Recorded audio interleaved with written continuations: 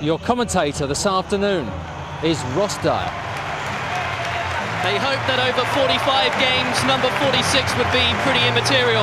Sadly, a day of reckoning has reached Gillingham and followed them all the way to Stoke City's Britannia Stadium for 90 minutes that no player nor fan will be contemplating with much pleasure.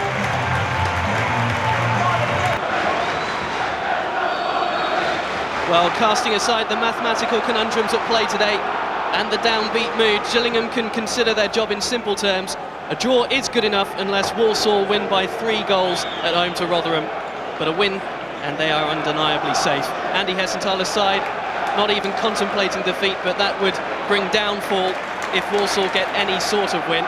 We'll do our best to keep abreast of it all, as I'm sure fans inside and outside the ground will be occupying themselves with doing in between the nail-biting.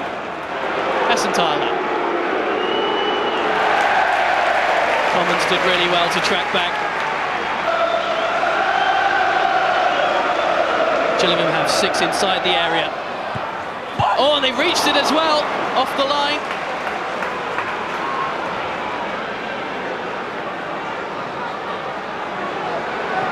Hills.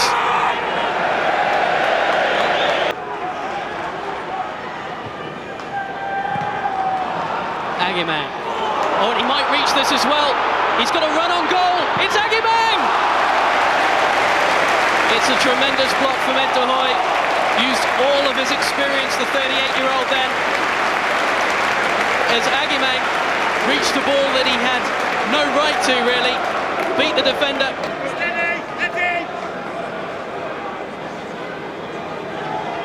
Hessenthaler's kick. Hope would go up. Well, it deserved to find the back of the net. In the end, Ed de Hoy shows he's in very decent form. 2 stops within a minute. Well, welcome back to the climax, this second half. After 3 seasons of comfortable football and comfortable finishes in Division 1, you could forgive Gills fans for thinking that a day like this just wouldn't figure in their fixtures calendar. But if nothing else, it depicts the grim realities and perils of finding a reconcilable balance between the books and on-field bolstering. And news just reaching us that Walsall have taken the lead against Rotherham at the Bescot Stadium. Here's Agimang. He's gone round the outside, but he's knocked it far too far ahead of him. And the Gillingham fans are jumping up and down in celebration. I'm not sure what news they've heard.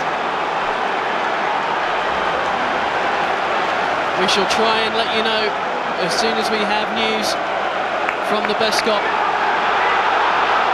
And here is Agimang. It's a double chorus from those in the south stand, and they've won a corner. It is a Rotherham equaliser. Shortly after the Walsall took the lead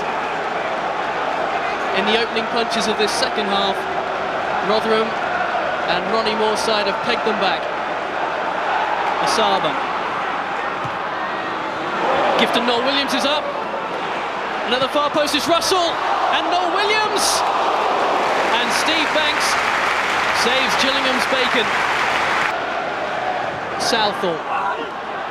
Hope and Ashby! And it's held by Ed de Hoy. Commons will take the corner. Thomas! Oh, and it's a wonderful stop from Steve Banks. Stoke almost made the second half breakthrough, and that would have ruined Gillingham's day. Wayne Thomas. Momentum now with Gillingham. Spiller, Southall. Back to Spiller. Oh, what a shame. Couldn't take it with the right foot. But Saunders can! And very nearly, it was a goal to be remembered. From distance, knew exactly where he was aiming for. Bergstrom. Met. And in! Surely in! Referee has called a stoppage, but I don't think he's called a goal. Unbelievable drama. straight from the head. Well, it was handled by Hills, unsure whether he was behind the line. This is the moment that they will be discussing. Banks flapped at it, it came off his head. I don't think it did cross the line actually. And incredibly, Walsall have gone back in front,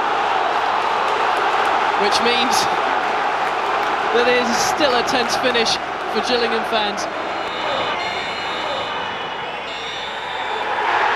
That's it! Full time!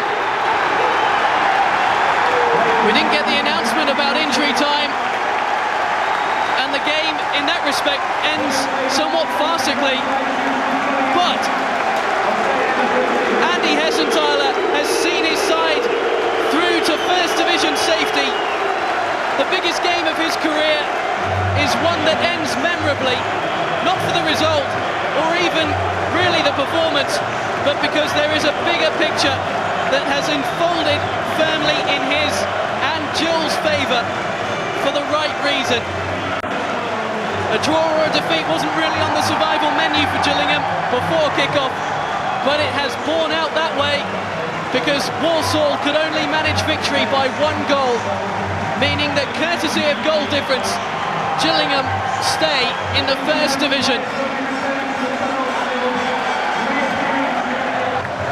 Well, they had to sell 2 of their best players. They've struggled all season through injuries, but the chairman and manager stand together at the end of a triumphant afternoon for Gillingham Football Club. It's finished 0-0, but First Division football is still on the agenda at Priestfield next season. I'm just absolutely delighted. The boys have been fantastic today. Crowd, superb. It's been a tough year. We've dug in, and I had to pick a team today that I believe will get us a result. I left Danny Spiller out. He's been our best player this season, which was tough. Leon Johnson, some of the younger ones. I went for experience, and it's worked today. The younger ones, the experienced ones, everybody involved is outstanding, guys. I just can't believe what a year it's been, but we've dug in and we've stayed in the division, draw a line under it, and have a nice break in the summer and go again next season.